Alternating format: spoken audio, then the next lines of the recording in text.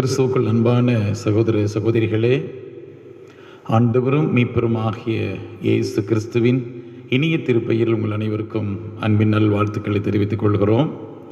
இந்த வாரமும் இணையத்தின் வழியாக உங்களோடு கூட இணைந்து ஆண்டவரை ஆராதிப்பதிலே மிக்க மகிழ்ச்சி அடைகிறோம். பரிசுத்த ஆண்டவராகிய கடவுள், தூயவராய கடவுள் நம்மத்திலே அவர் வாசம் செய்கிறார். சேரக்கூடாத ஒளியிலே வாசம் செய்கிற ஆண்டவர் இன்று மனிதர்கள் நடுவிலே வாசம் செய்கிறார் என்கிற நம்பிக்கையோடு கூட இந்த வழிபாட்டிலே பங்கு பெறுவோம். ஆண்டவருடைய பிரசன்னத்திலே நம்மை அர்ப்பணம் செய்வோம், ஜெபம் செய்வோம். கிருபை நிறைந்த நல்ல ஆண்டவரே, மன மகிழ்ச்சியான ஆசீர்வதிக்கப்பட்ட இந்த நாளுக்காக நன்றி சொல்லுகிறோம். மீண்டும் ஒரு முறை கூட உம்முடைய சமூகத்திலே வந்து உம்மை ஆராதிக்க, உம்மை துதிக்க, உம்மை சோதரிக்க தேவரீர் கொடுத்த கிருபைக்காக நன்றி செலுத்துகிறோம். ஆண்டவரே, உம்முடைய ஆலயத்திலே நாங்கள் சென்று வழிபட முடியாத ஒரு சூழ்நிலையிலே இல்லங்களிலே தரித்திருந்து இனி இணையத்தின் வழியாக வருகின்ற வழிபாட்டிலே நாங்கள் இணைந்து ஜெபிக்கின்ற ஒரு கிருபை எங்களுக்கு நீர் கொடுத்திருக்கிறீர், நன்றி சொல்லுகிறோம். இந்த வழிபாட்டின் வழியாக நாங்கள் உம்மை மகிமைப்படுத்த, உம்மை நாங்கள் போற்ற, உம்மை நாங்கள் துதிக்க, உம்மை ஆராதிக்க ஆண்டவர் கிருபை செய்யும்படியாக நாங்கள் ஜெபிக்கிறோம்.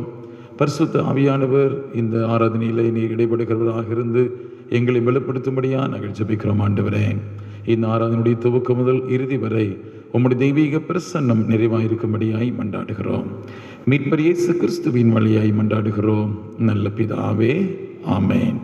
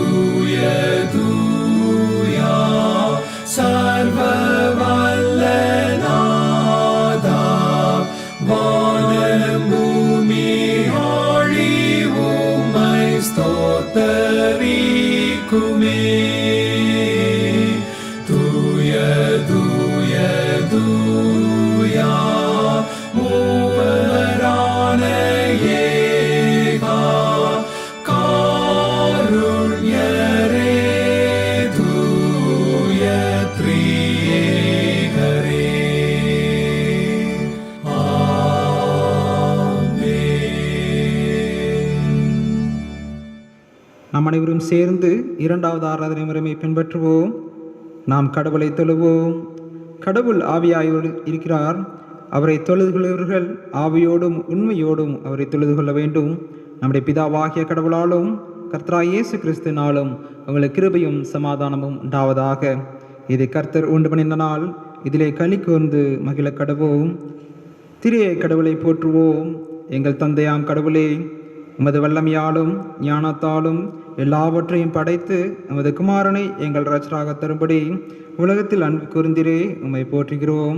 குமாரனாம் கடவுளே, பாவத்தை தவிர்த்து எல்லாவற்றிலும் எங்களைப் போல் மனிதனாகி எங்கள் பாவங்களுக்காக ஒப்பு கொடுக்கப்பட்டு எங்கள் நீதிக்காக உயிர் திரும்பியவரே உம்மை போற்றுகிறோம். பரிசுத்த ஆவியானவராகிய கடவுளே, எல்லா உண்மைக்குள்ளும் எங்களை வழிநடத்தி கடவுளின் அன்பை எங்கள் நெஞ்சில் பொழிகிறவரே உம்மை போற்றுகிறோம். பிதா, குமாரன், பரிசுத்த ஆவியாகிய கடவுளே, உமக்கே எக்காலமும் எல்லா புகழும் மகிமையும் உண்டாவதாக. ஆமேன். நாம் பாவ அறிக்கைக்கு ஆயத்தமாவோம். நமக்கு பாவமில்லை என்போமானால் நம்மை நாமே வஞ்சிக்கிறலாவோம். நமக்குள் உண்மை இல்லை. நமது பாவங்களை அறிக்கையிட்டால் பாவங்களை நமக்கு மன்னித்து எவ்வித அனிதும் நீங்க நம்மை சுத்திகரிப்பதற்கு அவர் நம்பத்தக்கவரும் நீதியும் உள்ளவர். நான் எழுந்து என் தகப்பனிடத்திற்கு போய், தகப்பனே, பரத்துக்கு விரோதமாகவும் உமது பார்வையிலும் பாவம் செய்தேன், இனி உடைய மகன் என்று சொல்லப்படுவதற்கு நான் பாத்திர நல்லன். நம்முடைய கூலிக்காரரில் ஒருவனாக என்னை வைத்துக் கொள்ளும் என்பேன். கடவுள் ராஜ்யம் சமீபத்திருக்கிறது. மனம் திரும்பி சுவிசேஷத்தில் நம்பிக்கை வையுங்கள். நமது பலவீனர்களுக்காக பரிதவிக்க முடியாத பிரதான ஆசிரியர் நமக்கு ராமல் எல்லா விதத்திலும் நம்மை போல் சோதிக்கப்பட்டும் பாவமில்லாத பிரதான ஆசாரியரே நமக்கு இருக்கிறார். ஆகையால் நாம் வழங்காற்படியிட்டு மௌனமாக நம்மை நாமே சோதனை செய்வோம். கடவுளுக்கு விரோதமாக ஒருவேளை நாம் பாவங்கள் செய்திருப்போம் என்று சொன்னால், தெரிந்தும் தெரியாமலும் அவற்றை அறிக்கை செய்து விட்டுவிடும் பொழுது கடவுள் நம்மை மன்னிப்பதற்கு ஒரு நல்ல தகப்பனாக காத்து கொண்டிருக்கின்றார். உலகத்திலே அநேக பாடுகள், அநேக துன்பங்கள், நாடுகளுக்கிடையே சண்டைகள், சச்சரவுகள் இருந்தாலும் கடவுள் நம்மை பாதுகாத்து வருகின்றார், நம்மை வழிநடத்தி வருகின்றார், நாள்தோறும் போஷிக்கின்ற ஆண்டவராக இருக்கின்றார். அப்படிப்பட்ட கடவுளுக்கு விரோதமாக, நல்ல தகப்பனுக்கு விரோதமாக நாம் குற்றங்கள் செய்திருப்போம் என்று சொன்னால், நம்முடைய பாவங்களை அறிக்கை செய்து விட்டு விடுவோம் என்று சொன்னால் கடவுள் மகிழ்ச்சி கொள்கின்ற கடவுளாக இருப்பார். ஆகவே சர்வவல்லமையுள்ள கடவுளிடத்தில் நாம் நமது பாவங்களை மனத்தாழ்மையாய் அறிக்கையிடுவோம். சேர்ந்து சொல்லுவோம். சர்வ வல்லமையும் மிகுந்த இரக்கமுள்ள பிதாவே, தப்பிப்போன ஆடுகளைப் போல நாங்கள் நம்முடைய வழிகளை விட்டு வழுவி அலைந்து போனோம். எங்கள் இருதயத்தின் யோசனைகளுக்கும் விருப்பங்களுக்கும் மிகவும் இணங்கி நடந்தோம். உமது கர்ஷித்த கற்பனைக்கு விரோதமாய் குற்றம் செய்தோம். செய்யத்தக்கவைகளை செய்யாமல் செய்யத்தகாதவைகளை செய்து வந்தோம். எங்களுக்கு சுகமே இல்லை. ஆனாலும் ஆண்டவரே, தேவரீர் எங்கள் ஆண்டவராய் இயேசு கிறிஸ்துவின் மூலமாய் மனிதர்களுக்கு அருள் செய்த வாக்குத்தத்தங்களின்படியே நிர்பாக்கியமுள்ள குற்றவாளிகளாகி எங்களுக்கு இறங்கும். தப்பிதங்களை அறிக்கையிடுகிற எங்கள் மேல் பொறுமையாயிரும். பாவத்தினும் தந்துக்கப்படுகிற எங்களை சீர்படுத்தும். மிகவும் இரக்கமுள்ள பிதாவே, உடைய பரிசுத்த நாமத்துக்கு மகிமையுண்டாகும்படி நாங்கள் இனி தேவ பக்தியும் நீதியும் தெளிந்த புத்தியும் உள்ளவர்களாய் நடந்து வர இயேசு கிறிஸ்து நிமித்தம் எங்களுக்கு கிருபை செய்தருளும். ஆமேன். சர்வ வல்லமையும் மிகுந்த இரக்கமுள்ள ஆண்டவர், பாவ மன்னிப்பையும் பாவ நிமித்தி நமக்கு கட்டளையிட்டருளி வாழ்க்கையை சீர்படுத்தல் காலத்தையும் தமது பரிசுத்தாவின் கிருபையும் தேற்றலையும் தந்தருள்வாராக. ஆமேன். ஆண்டவரை துதியுங்கள்.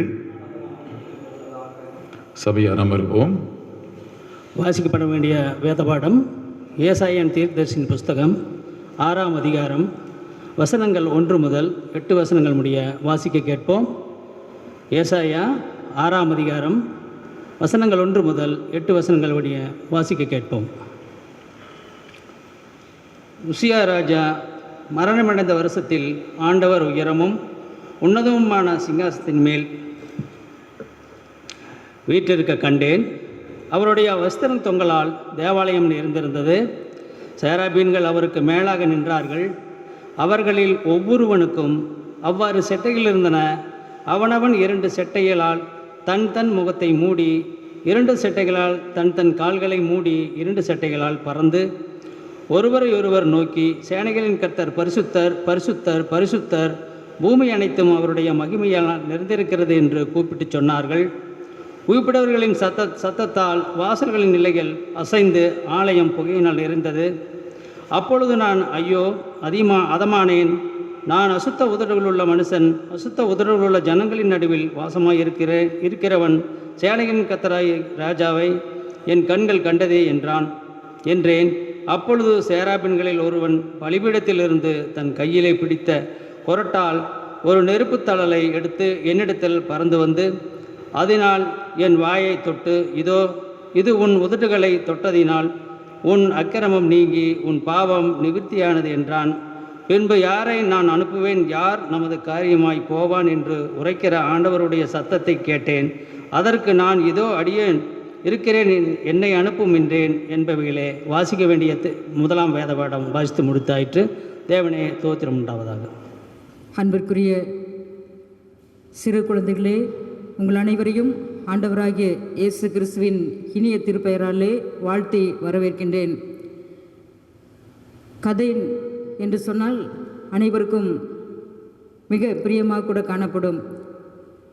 இந்த வேளையிலே உயிரினங்களிலிருந்து நாம் ஒரு சில கருத்துக்களை, சிந்தனைக்குரிய காரியங்களை நாம் அறிந்து கொள்ள ஆசிக்கிறோம். ஒரு காட்டில் எல்லா உயிரினங்களும் ஒன்று சேர்ந்து ஒரு கூட்டம் நடத்தியதாம். அப்படி கூட்டம் நடத்தும் பொழுது வாழ்க்கையின் அர்த்தம் என்ன என்று சொல்லி அவர்களுக்குள்ளாக ஒரு விவாதம் வந்ததாம். இப்படி விவாதம் வந்தபடினாலே எப்பொழுதுமே ஒரு குடும்பத்திலேயும் அண்ணன், தங்கை, அக்கா, தம்பி இவர்களுக்குள்ளாக வாக்குவாதங்கள் வரும். அப்படிப்பட்ட விவாதத்தின் அடிப்படையிலே குயில் சொன்னதாம், வாழ்க்கை என்பது இனிமையாக பாடுவதுதான் வாழ்க்கை என்று சொல்லி குயில் கூறியதாம். அதே போல சுண்டெலி சொன்னதாம், நான் இருட்டிலே மூளை முடுக்கெல்லாம் சுற்றி திரிவதுதான் சிறந்த வாழ்க்கை என்று சொல்லி கூறியதாம். இன்னும் வண்ணத்து பூச்சி சொன்னதாம், இவை எல்லாவற்றையும் காட்டிலும் நான் மிக அழகாக கூட இருக்கிறேன். ஆகவே மற்றவருடைய கண் குளிரும்படியாக நான் பறந்து மகிழ்ந்து சுற்றி சுற்றி வருவதுதான் வாழ்க்கை என்று சொல்லி வண்ணத்து பூச்சி கூறியதாம். இவை எல்லாவற்றை காட்டிலும் எறும்பு சொன்னதாம், நான் எப்பொழுதுமே சுறுசுறுப்பு உள்ளவன். ஆகவே நான் அதிகமாக கூட சிறப்பாக உழைத்து மற்றவர்களை மகிழ்விப்பதுதான் ஒரு சிறந்த வாழ்க்கை என்று சொல்லி கூறியதாம். அதே போல் இன்னும் மரங்களை எடுத்துக்கொள்வோம் என்று சொன்னால் மரங்கள் ஒவ்வொன்றும் பல்வேறுபட்டதான கருத்துக்களோடு கூட காணப்படுவோம். அப்படிப்பட்ட ஒரு நிலையிலே அசோக மரத்தை அதிகமாக கூட இப்பொழுதுள்ள காலங்களில் அநேகர் பார்த்திருப்பீர்கள். இன்னும் ஒரு சிலர் பார்க்காமல் கூட இருந்திருக்கலாம். அப்படி இந்த அசோக மரம் சொன்னதாம், அனைவரும் அதிசயப்படும் வண்ணமாக நான் உயர உயர பறந்து போவதுதான் வாழ்க்கை என்று சொல்லி அசோக மரம் கூறியதாம். இப்படி ஒவ்வொன்றும் ஒவ்வொரு விதமாக சொல்லி கொண்டிருந்த பொழுது அந்த ஆலமரம் சொன்னதாம். ஏனென்று சொன்னால் ஆலமரத்தை நாம் அனைவரும் நன்றாக அறிவோம். ஆலமரம் பறந்து விரிந்து அழகாக அநேகருக்கு நிழல் கொடுக்கக்கூடிய ஒரு மரமாக கூட காணப்படும். அப்படிப்பட்ட இந்த ஆலமரத்தை பார்க்கும் பொழுது, இல்லை இல்லை, நீங்கள் வாழ்கிற வாழ்க்கையெல்லாம் வாழ்க்கை இல்லை, நான் வாழ்வதுதான் சிறந்த ஒரு வாழ்க்கை என்று சொல்லி கூறிவிட்டு அந்த ஆலமரம் சொன்னதான், நான் நீண்ட காலம் வாழ்ந்து சிறந்த வாரிசுகளை உருவாக்குவதுதான் சிறந்த ஒரு வாழ்க்கை என்று சொல்லி கூறியதாம். இப்படி எல்லாவற்றையும் முடித்துவிட்டு அங்கே வானத்தை பார்க்கும் பொழுது அந்த திரண்டு இருந்த மேகம் சொன்னதாம், மேகம் அதிகமான கண்ணீர் துளிகளும் அழுகையோடு கூட இருந்ததாம். என்னென்று சொன்னால் வாழ்க்கை என்பது நம்முடைய வாழ்க்கையிலே அதிகமான போராட்டங்கள் வரும், துன்பங்கள் வரும், அழுகை வரும், கண்ணீர் வரும். இப்படிப்பட்ட ஒரு நிலையில் இருப்பதுதான் வாழ்க்கை என்று சொல்லி திரண்டு நின்ற மேகம் சொன்னதாம். ஆக இவை எல்லாவற்றையும் ஒவ்வொன்றையும் நாம் பார்ப்போம் என்று சொன்னால், வண்ணத்து பூச்சிகள், எறும்பு, அரசமரம், ஆலமரம், மேகம் இவையெல்லாம் ஒவ்வொன்றும் ஒவ்வொரு கருத்தை சொல்லி கொண்டிருந்தான ஒரு சூழலிலே அனைவருமாக மறுபடியுமாக சேர்ந்து போய் கடைசியாக ஒரு மரத்தடியிலே ஒரு மனிதர் அமர்ந்து ஜெபித்து கொண்டிருந்தாராம். அந்த ஜெபித்து கொண்டிருந்த அந்த மனிதரிடத்தில் வாழ்க்கையின் அர்த்தம் என்ன என்று சொல்லி அனைவரும் சென்று கேட்டார்களாம். அப்பொழுது வாழ்க்கையின் அர்த்தம் என்ன என்று சொல்லி கேட்டபொழுது ஒவ்வொரு மனிதர்களுக்கும் வித்தியாசமான கருத்துக்கள் காணப்படும், வித்தியாசமான சிந்தனைகள் காணப்படும். கடவுள் நமக்கு நிறைய பொறுப்புகளை கொடுத்திருக்கிறார், நிறைய தாளந்துகளை கொடுத்திருக்கிறார். ஆகவே நாம் சுயநலமில்லாமல், பொறாமைப்படாமல், ஆசைப்படாமல் இருக்கிற நேரத்தையும் காலத்தையும் நாம் சிறப்பான முறையில் பயன்படுத்தி யாருக்கும் தொல்லை கொடுக்காமல் அடுத்தவருடைய நலனில் அக்கறை காட்டி அவர்களுடைய வாழ்விலே அன்பு கொண்டு வாழ்வதுதான் சிறந்த வாழ்க்கை என்று சொல்லி அந்த மரத்தடியிலே ஜெபித்து கொண்டிருந்த ஒரு மனிதர் கூறினாராம். அன்பிற்குரிய குழந்தைகளே, கடவுள் நமக்கு நல்ல திறமைகளை கொடுத்திருக்கிறார், தாளந்துகளை கொடுத்திருக்கிறார். நாம் அதை சரியாக பயன்படுத்தினோம் என்று சொன்னால் கடவுள் நமக்கு அனைத்து விதமான ஆசீர்வாதங்களை நிறைவாக தருவார். நாம் நினைத்து கொண்டிருக்கலாம், இந்த காலத்திலே கொரோனா காலங்களிலே நாம் வீட்டிலே இருக்கிறோமே என்று சொல்லி குழந்தைகள் ஒவ்வொருவரும் நினைத்து கொண்டிருக்கலாம். ஆனால் நமக்கு நல்ல வாய்ப்புகளை கடவுள் கொடுத்திருக்கிறார். இது இந்த காலங்களிலே விதைக்கின்ற காலத்திலே நாம் வீணாக இருந்து விட்டோம் என்று சொன்னால் அறுக்கின்ற காலத்திலே நாம் ஒவ்வொருவரும் மிகவும் கஷ்டப்பட வேண்டிய ஒரு சூழல் வரும். ஆகவே இந்த நாட்களிலே பிலிப்பியர் 4ஆம் அதிகாரம் 6வது வசனம் சொல்கிறது, நீங்கள் ஒன்றுக்கும் கவலைப்படாமல் எல்லாவற்றையும் குறித்து உங்கள் விண்ணப்பங்களை ஸ்தோத்திரத்தோட கூடிய ஜெபத்தினாலும் வேண்டுதலினாலும் தேவனுக்கு தெரியப்படுத்துங்கள். ஆகவே ஒவ்வொருவருக்கும் ஒவ்வொரு திறமைகள் இருக்கும். அந்த திறமைகளை நாம் சரியாக பயன்படுத்துகிற பிள்ளைகளாக இருக்க அழைக்கப்படுகிறோம். ஆகவே ஒரு தாய்க்கு எப்பொழுதுமே தன்னுடைய பிள்ளைகள் சிறப்பாக இருக்க வேண்டும் என்று சொல்லி நினைப்பார்கள். அப்படிப்பட்ட ஒரு சூழலிலே ஆபிரகாம் லிங்கன் அவர்களை குறித்து நாம் யோசிக்கும் பொழுது, என்னுடைய நல்ல குணங்கள் எல்லாவற்றுக்கும் என் தாய்க்கு நான் கடன்பட்டவன் என்று சொல்லி கூறுகிறார். ஆகவே நமக்குள்ளாக கடவுள் நல்ல குணங்களை கொடுத்திருக்கிறார்.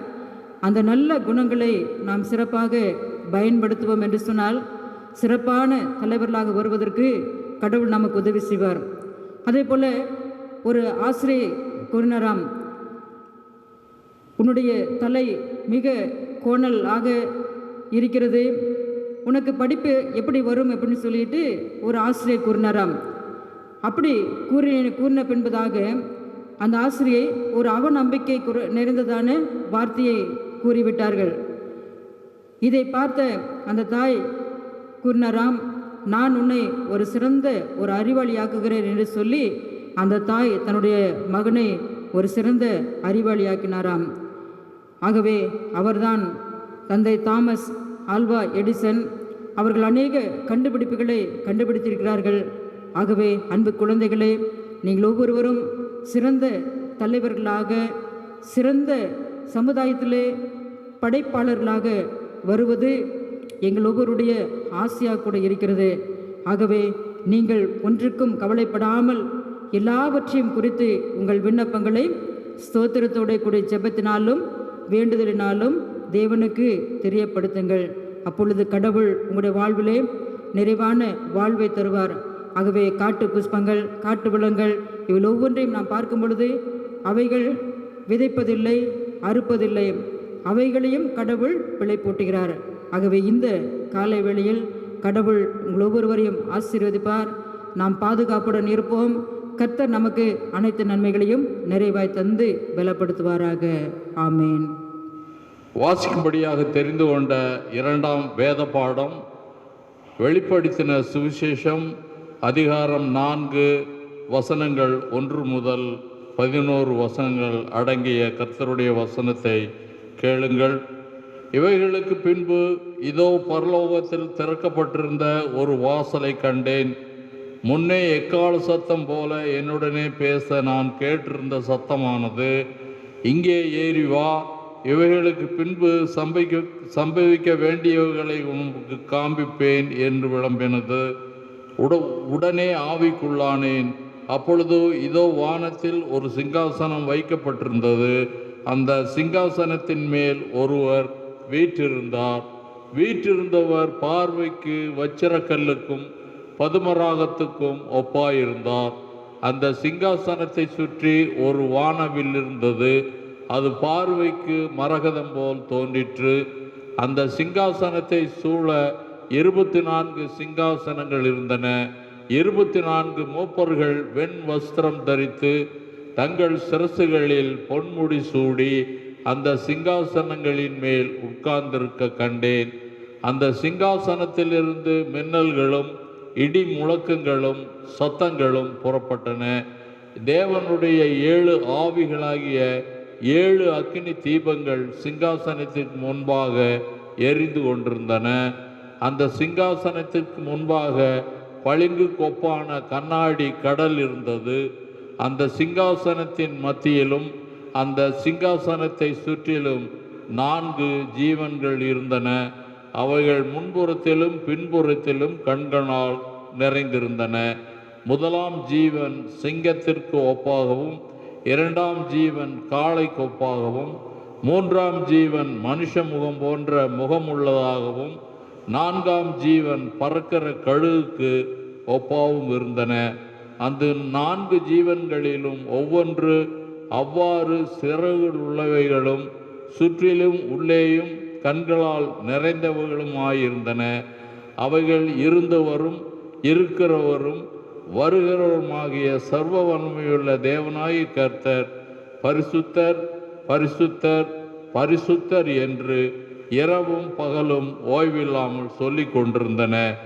மேலும் சிங்காசனத்தில் மேல் வீற்றிருந்து சதாகாலங்களிலும் உயிரோடு இருக்கிறவருக்கு அந்த ஜீவன்கள் மகிமையையும் கனத்தையும் ஸ்தோத்திரத்தையும் செலுத்தும் போது 24 மூப்பர்களும் சிங்காசனத்தின் மேல் வீற்றிருக்கிறவருக்கு முன்பாக வணக்கமாய் விழுந்து சதா காலங்களிலும் உயிரோடு இருக்கிறவரை தொழுது கொண்டு தங்கள் கிரீடங்களை சிங்காசனத்துக்கு முன்பாக வைத்து, கர்த்தாவே, தேவரீர் மகிமையையும் கனத்தையும் வல்லமையையும் பெற்றுக்கொள்வதற்கு பாத்திரராயிருக்கிறீர். நீரே சகலத்தையும் சிருஷ்டீர். உம்முடைய சித்தத்தினாலே அவைகள் உண்டாயிருக்கிறவைகளும் சிருஷ்டிக்கப்பட்டவைகளுமாயிருக்கிறது என்றார்கள் என்பது பாடம் முடிந்தது. கிறிஸ்துவே முக்கிய ஸ்தோத்திரம் உண்டாவதாக. வாசிக்கும்படியாக தெரிந்து கொள்ளப்பட்ட சுவிசேஷ வேதபாட பகுதி பரிசுத்த யோவான் எழுதின சுவிசேஷம் 4ஆம் அதிகாரம் 16 வசனங்கள் தொடங்கி 26 முடிய. யோவான் எழுதின சுவிசேஷம் 4ஆம் அதிகாரம் 16 வசனங்கள் தொடங்கி 26 முடிய நான் திருவிவிலியத்திலிருந்து இதை நான் வாசிக்கின்றேன். இயேசு அவரிடம், நீர் போய் உம் கணவரை இங்கே கூட்டிக் கொண்டு வாரும் என்று கூறினார். அப்பெண் அவரை பார்த்து, எனக்கு கணவர் இல்லையே என்றார். இயேசு அவரிடம், எனக்கு கணவர் இல்லை என நீர் சொல்வது சரியே. உமக்கு 5 கணவர்கள் இருந்தார்கள். என்றாலும் இப்போது உம்முடன் இருப்பவர் உம் கணவர் அல்ல.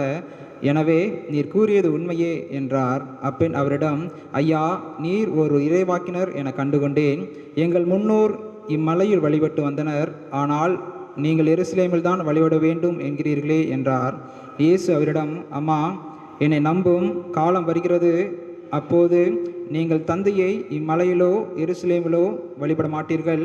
யாரை வழிபடுகிறீர்கள் என தெரியாமல் நீங்கள் வழிபடுகிறீர்கள். ஆனால் நாங்கள் தெரிந்து வழிபடுகிறோம். யூதரிடமிருந்தே மீட்பு வருகிறது. காலம் வருகிறது, ஏன் வந்தே விட்டது. அப்போது உண்மையாய் வழிபடுவோர் தந்தையை அவரது உண்மை இயல்பிற்கேற்ப உள்ளத்தில் வழிபடுவர். கடவுள் உருவமற்றவர். அவரை வழிபடுவோர் அவரது உண்மை இயல்புக்கு ஏற்ப உள்ளத்தில்தான் வழிபட வேண்டும் என்றார். அப்பெண் அவரிடம், கிறிஸ்து எனப்படும் மெசியா வருவார் என எனக்கு தெரியும்.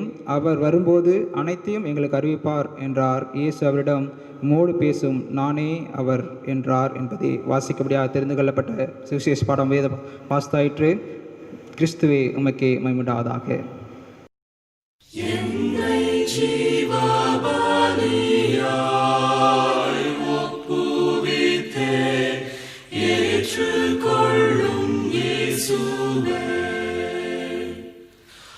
அன்னை தந்தை உந்தம் சன்னதி முன்னின்று, அன்னை தந்தை உந்தம் சன்னதி முன்னின்று சொன்ன வாக்கு தாத்தாம் அல்லாது இப்போது என்னை ஜீவபலியாய் ஒப்புவித்தேன் ஏற்றுக்கொள்ளும் இயேசுவே. அந்தகாரத்தினின்றும் பாவப்பேய் அடிமைத்தனத்தினின்றும் சொந்த ரத கிரயத்தாலனை மீட்ட, சொந்த ரத கிரயத்தாலனை மீட்ட என்னையே உந்தனோ கேதோ படைக்கிறேன்.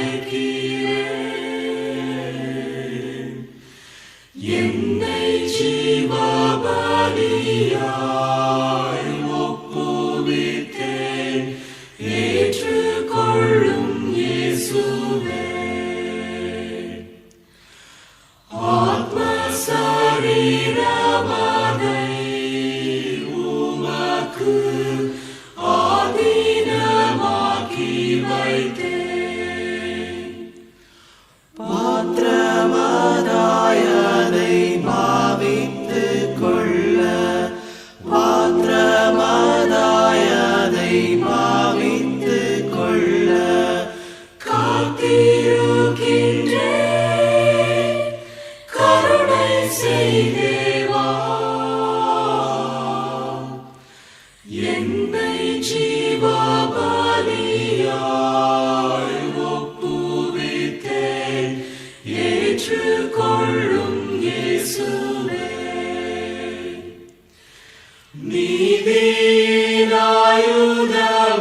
நீதினாயுதமாய் அபயவம் நேர்ந்து விட்டேன் உமக்கு. ஜோதி பரிசுத்தராலயமாகவே, ஜோதி பரிசுத்தராலயமாகவே சொந்தமாய் தந்தே எந்தன் சரீரத்தை. என்னை ஜீவபலியாய் ஒப்புவித்தேன் ஏற்றுக்கொள்ளும் இயேசுவே.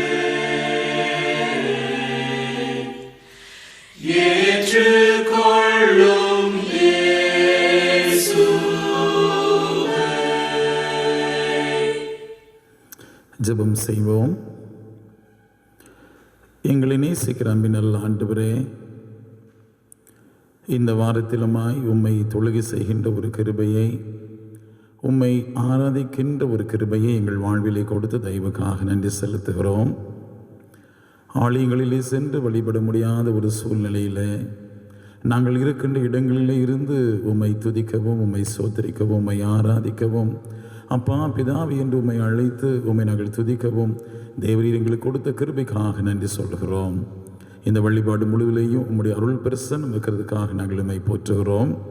இந்த வழிபாட்டில் நீர் பிரசன்னாகிறது எங்களை ஆசீர்வதிப்பீராக. இந்த நாளிலுமாய் நாங்கள் தியானிக்கின்ற தியானங்களை ஆண்டவர் ஆசீர்வதியும். திருமறையின் வசனங்கள் வழியாக நாங்கள் புரிந்து கொள்கின்ற சத்தியங்களை எங்கள் வாழ்க்கையை அபியாசப்படுத்த உதவி செய்யும். மீட்பர் இயேசு கிறிஸ்துவின் மூலம் ஜெபம் கேளும் நல்ல பிதாவே, ஆமென். கிறிஸ்துக்குள் அன்பான சகோதர சகோதரிகளே, ஆண்டவரும் மீட்பருமாகிய இயேசு கிறிஸ்துவின் இனிய திருப்பெயரிலே உங்கள் அனைவருக்கும் அன்பின் நல் வாழ்த்துக்களை தெரிவித்துக் கொள்கிறேன். இந்த சிறப்பான ஆராதனை வழியாக உங்களோடு கூட இணைந்து ஆண்டவரை ஆராதிப்பதிலே, ஆண்டவருடைய செய்தியை பகிர்ந்து கொள்வதிலே நாங்கள் மிக்க மகிழ்ச்சி அடைகிறேன். கர்த்தர் உங்களை ஆசீர்வதிப்பாராக. ஆலயத்திலே சென்று ஆண்டவரை வழிபடுவது என்பது நமக்கு ஒரு மிகுந்த ஒரு ஆசீர்வாதமான ஒரு நேரம். ஆண்டவருடைய ஆலயத்துக்கு செல்லுகின்ற போது மகிழ்ச்சியோடு கூட நாம் பங்கு பெறுகிறது நினைத்து பார்க்கின்ற போதே ஒரு இனிமையான அனுபவமாக இருக்கிறது.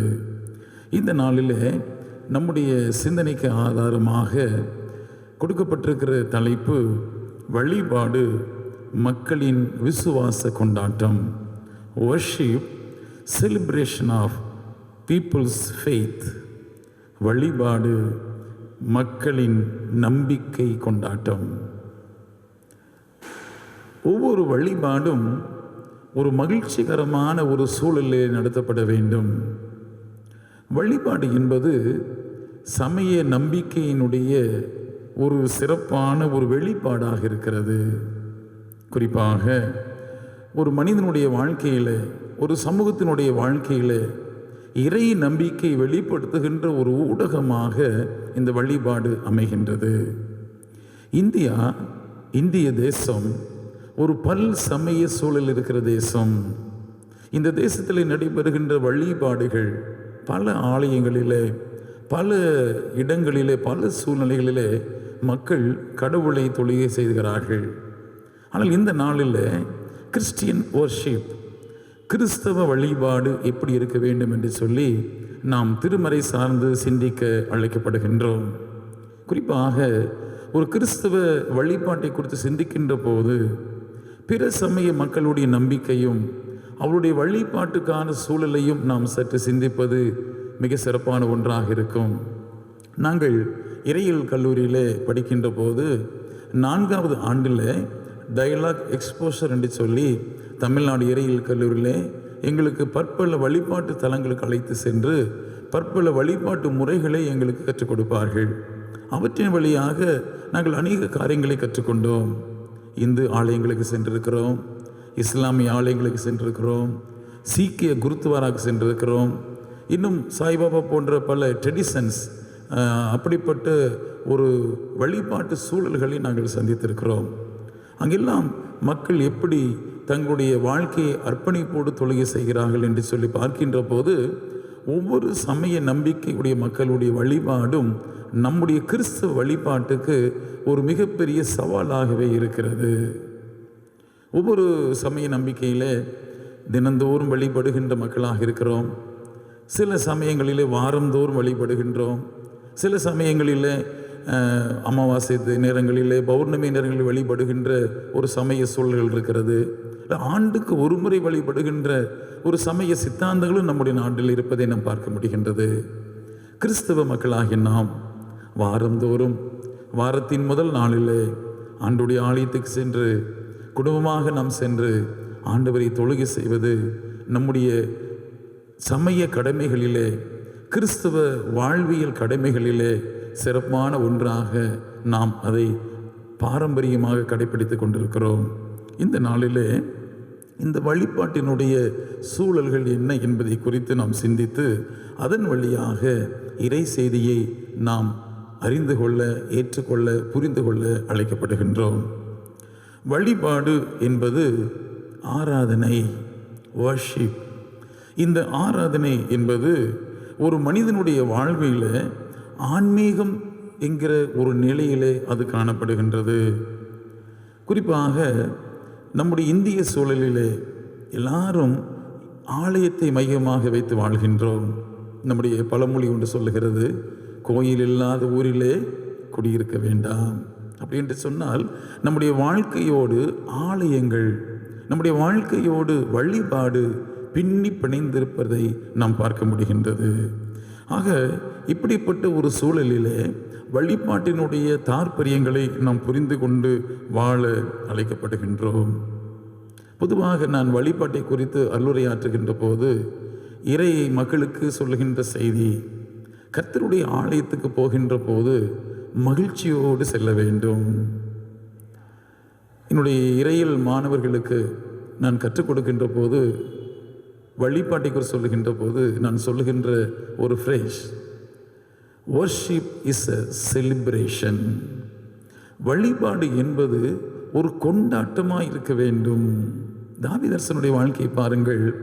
கர்த்தருடைய ஆலயத்துக்கு போவோம் என்று சொன்னபோது நான் மகிழ்ச்சியாக இருந்தேன். ஆண்டவருடைய ஆலயத்துக்கு போகின்ற அந்த மகிழ்ச்சி என்பது தாவீதினுடைய வாழ்க்கையில் இருந்த ஒரு சிறப்பான ஒரு மகிழ்ச்சி நிலைகளாக இருப்பதை நாம் பார்க்க முடிகின்றது. 137ஆம் சங்கீதத்தினுடைய 5ஆம் வசனத்தில் தாவீது சொல்லுகிறார், எருசலேமே, நான் உன்னை மறந்தால் என் வலதுகை தன் தொழிலை மறப்பதாக.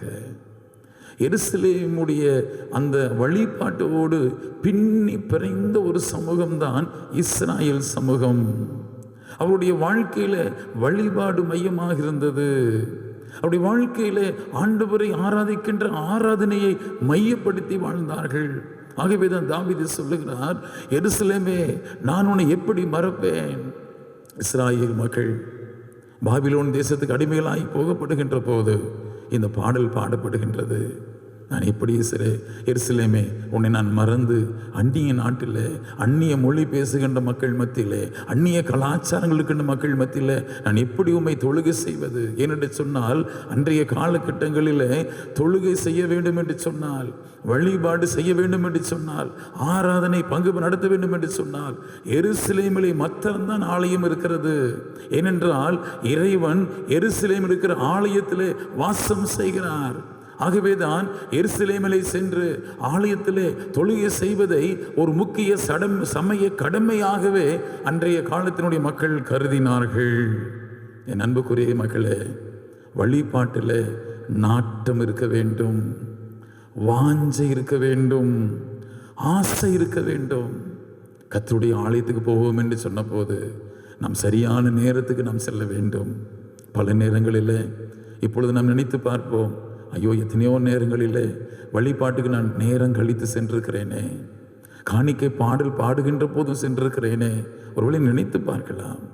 ஆனால் சரியான நேரத்தில் அமர்ந்து ஆண்டவரை ஆராதிப்பது, ஆலயத்துக்கு முன்பதாகவே சென்று ஆலய ஆராதனை ஆரம்பிப்பதுக்கு முன்பதாகவே சென்று ஒரு 10 நிமிடம் 15 நிமிடம் ஆண்டவருடைய சமூகத்தில் அமர்ந்திருந்து நம்மை அர்ப்பணித்து ஜெபித்து ஆராதனையில் பங்கு பெறு என்பது ஒரு சிறப்பான ஒரு காரியம். அன்புக்குரிய மக்களே, அப்படிப்பட்ட ஒரு வழிபாட்டில் நீங்களும் நானும் பங்கு பெற அழைக்கப்படுகின்றோம். ஆர்வத்தோடு கூட, வாஞ்சையோடு கூட, விருப்பத்தோடு கூட, மன மகிழ்ச்சியோடு கூட ஆலயத்துக்கு செல்லுகின்ற போது நல்ல ட்ரெஸ், நம்முடைய ட்ரெஸ் கோடு ரொம்ப சிறப்பாக இருக்கணும். அழகான ஆடைகளை, சிறப்பான ஆடைகளை, கௌரவமான ஆடைகளை அணிந்து ஆலயத்துக்கு செல்ல வேண்டும். நம்மை பார்க்கின்றவர்கள் கிறிஸ்தவர்கள் அல்லவா, ஆண்டவரை ஆராதிக்க செல்லுகிறார்களே என்று சொல்லி நம்மை பார்க்கின்ற போதே அநேகருடைய வாழ்க்கையில் இந்த ஆன்மீகத்தினுடைய ஆவல் தூண்டப்பட வேண்டும். அப்படிப்பட்ட ஆண்டவரை ஆராதிக்கின்ற ஆராதனையிலே மகிழ்ச்சியோடு கூட, உள்ள தூய்மையோடு கூட ஆண்டவரை ஆராதிக்க நாம் அழைக்கப்படுகின்றோம்.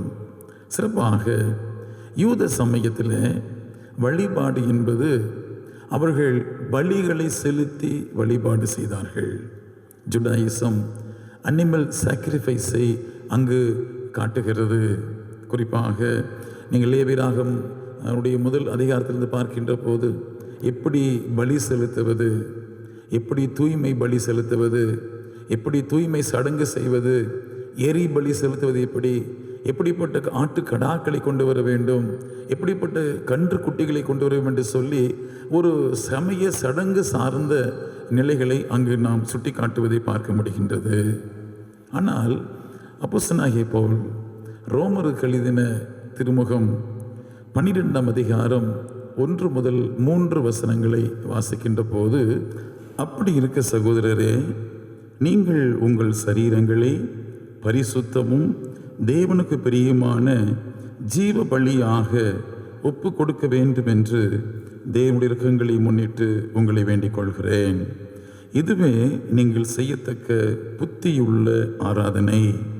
நீங்கள் இந்த பிரபஞ்சத்துக்கு ஒத்த வேஷம் தெரியாமல் தேவனுடைய நன்மையும் பிரியமும் பரிபூர்ணமான சித்தம் இன்னதென்று பகுத்தறியத்தக்கதாக உங்கள் மனம் புதிதாகிறதுனாலே மறுரூபமாகுங்கள். அப்போஸ்தலனாகிய பவுல் மிக அழகாக வழிபாடு என்றால் எப்படி இருக்க வேண்டும் என்று சொல்லி வாழ்வியலோடு ஒட்டி இந்த சிந்தனையை நமக்கு வழங்குவது மிகச் சிறப்பான ஒன்றாக இருக்கிறது. குறிப்பாக இந்த செய்தியை நாம் சிந்திக்கின்ற போது உகந்த தூய உயிருள்ள பலி. அன்றைய காலகட்டங்களில் மிருகங்களை பலி செய்தார்கள், பலி செலுத்தினார்கள். ஆனால் இங்கு தூய பவுல் சொல்லுகின்ற போது நம்முடைய சரீரங்களை பரிசுத்தமும் தேவனுக்கு பிரியமான ஜீவ பலியாக ஒப்பு கொடுக்க வேண்டும். உகந்த தூய உயிருள்ள பலியாக நம்முடைய உடலை ஒப்பு கொடுக்க வேண்டும் என்று சொல்லி பவுலடிகளார் சொல்லுவதை பார்க்க முடிகின்றது. அப்படி என்று சொன்னால் நம்முடைய வழிபாட்டில் அர்ப்பணிப்புள்ள ஒரு வழிபாடு, ஒப்படைப்புள்ள ஒரு வழிபாடு, நம்முடைய சரீர இச்சைகளை களைந்து நம்முடைய பாவ காரியங்களை களைந்து முழு ஒப்படைப்போடு முழு அர்ப்பணிப்போடு நாம் செயல்பட நாம் அழைக்கப்படுகின்றோம். அவனமாக இங்கே சொல்லுகின்ற போது நீங்கள் இந்த பிரபஞ்சத்துக்கு ஒத்த வேஷம் தெரியாமல், அப்படின்ட்டு சொன்னால் வழிபாட்டிலே பங்கு பெறுகிற நீங்களும் நானும் உலகத்துக்கு ஒரு வேஷம், கடவுளுக்கு உண்டு ஒரு வேஷம், அல்லது ஆலயத்துக்குள்ளாக ஒரு வாழ்வு, ஆலயத்துக்கு வெளியாக ஒரு வாழ்வு என்ற நிலை அல்ல. இரண்டு நிலைகளிலேயும் ஒரே ஒரு மனிதனாக ஒரே நிலையிலே வாழ நாம் அழைக்கப்படுகின்றோம். இந்த பிரபஞ்சத்துக்கு ஒத்த வேஷம் தெரியாமல். பல நேரங்களில் அண்ணன் தாமஸ் தங்கராஜ் அவர்களுடைய பாடல், வாரத்திலே நாங்கள் 1 மணி நேரம் கிறிஸ்தவர்கள், மற்ற நேரங்களிலே நாங்கள் பேர் கிறிஸ்தவர்கள். ஆண்டவரை ஆராதிக்கின்ற ஆலயத்துக்கு வருகின்ற போதுதான் நான் கிறிஸ்தவன், நான் கிறிஸ்தவள். ஆனால் பல நேரங்களிலே உலகத்தை ஒத்த வேஷம் தரிக்கின்ற மக்களாய் வாழ்ந்து கொண்டிருக்கிறோம். என் அன்புக்குரிய மக்களே, நம்முடைய வாழ்வும் வழிபாடும் ஒன்றாக இருக்க வேண்டும் என்பதுதான் அப்போஸ்தலனாகிய பவுலினுடைய ஒரு மிகச்சிறந்த கருத்தாக இருக்கிறது. மின்சாரம் பாய்கின்ற ஒயர் நாம் பார்த்துருக்கிறோம். அந்த ஒயர் அந்த உள்ள இருக்கிற கம்பிகளுக்குள்ளாக, செப்பு கம்பிகளுக்கு மேலாக மிக அழகான அந்த கன்சீல் பண்ணின ஒரு ரப்பர் அங்கே கொடுக்கப்பட்டிருக்கிறது. உள்ளே இருக்கிற மின்சாரம் வெளியே தெரியாது, உள்ளே இருக்கிற மின்சாரம் வெளியே பாயாது. மின்சாரத்துக்கும் உலகத்துக்கும் தொடர்பில்லாமல் துண்டிக்கப்பட்ட ஒரு நிலையில் அங்கே இருப்பதை பார்க்க முடிகின்றது. அப்படிதான் கிறிஸ்துவ மக்களாகி நீங்களும் நானும் வழிபாட்டிலே பங்கு பெறுகின்ற போது இந்த கிறிஸ்டியன் வேல்யூ சிஸ்டம் அதை மிகச்சிறப்பாக பாதுகாக்க வேண்டும். உலகத்தினுடைய வேல்யூஸ், உலகத்தினுடைய மதிப்பீடுகள் நம்முடைய கிறிஸ்தவ வாழ்க்கையை தாக்கி விடாதபடி, கிறிஸ்தவ வாழ்க்கையில் கலந்து விடாதபடி நீங்களும் நானும் ஒரு சிறந்த கிறிஸ்தவ வழிபாடும் வாழ்க்கையும் சிறப்பாக மிக்க மக்களாக வாழ நாம் அழைக்கப்படுகின்றோம். யாக்கோபு சொல்லுகின்ற போது 4ஆம் அதிகாரம் 7ஆம் வசனத்தில், இந்த உலகத்தில் நீங்கள் பிசாசுக்கு எதிர்த்து நிறுங்கள், கடவுளுக்கு கீழ்ப்படியுங்கள், அப்பொழுது அவன் உங்களை விட்டு ஓடி போவான். உலகத்தின் காரியங்களுக்கு, தீமையின் காரியங்களுக்கு, பிசாசின் காரியங்களுக்கு நீங்கள் எதிர்த்து நிற்கின்ற மக்களாக வாழ வேண்டும் என்று சொல்லி அப்போஸ்தலனாகிய பவுல் இங்கு யாக்கோபுக்கு எழுதின நிருபத்தில் மிக சிறப்பாக சுட்டி காட்டுவதை பார்க்க முடிகின்றது. ஆக அன்புக்குரியவர்களே, இந்த உலகத்தில் வாழ்கின்ற மக்களாகி நாம் வழிபாடும் வாழ்வும் ஒன்றாக இருக்க வேண்டும். ஆலயத்துக்குள்ளாக எப்படி நாம் வழிபடுகின்ற நேரத்தில் பரிசுத்தத்தோடு, மிகுந்த மகிழ்ச்சியோடு, தூய உள்ளத்தோடு, தூய சிந்தையோடு, ஒப்படைப்போடு நாம் வாழ்கிறோமோ அப்படிப்பட்ட வாழ்க்கையை தான் இந்த உலகத்திலையும் வாழ வேண்டும் என்பது தான் அப்போஸ்தலனாகிய பவுல் நம்ம கொடுக்கின்ற அழைப்பாக இருக்கிறது. மாத்திரமல்ல, டிரான்ஸ்ஃபர்மேஷன், மறுரூபமாக வேண்டும்.